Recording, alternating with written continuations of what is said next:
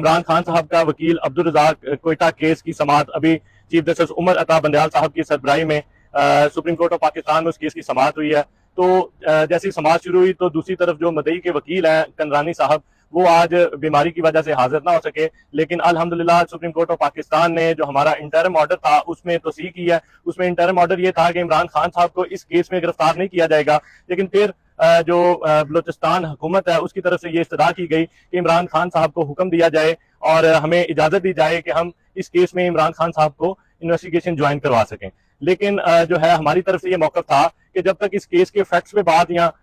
हकायक पे बात ना हो सके तो तब तक इमरान खान साहब किसी JIT को में शामिल तफ्तीश नहीं होंगे। किसी किस्म की, चाहे वो बलूचिस्तान गवर्नमेंट ने बनाई गई है JIT या पुलिस ने इन्वेस्टिगेशन ज्वाइन करवानी है, तो इमरान खान साहब इस केस में इन्वेस्टिगेशन ज्वाइन नहीं कर सकते। तो अल्हम्दुलिल्लाह ऑनरेबल कोर्ट ने बलूचिस्तान हुकूमत को ये हुक्म दिया है कि फिलहाल इमरान खान साहब इन्वेस्टिगेशन इस केस में नहीं ज्वाइन करेंगे। छुट्टियों के बाद इस केस को दोबारा फिक्स किया गया है, तो हमें उम्मीद है कि इस झूठे, बेबुनियाद और फर्जी केस जो कि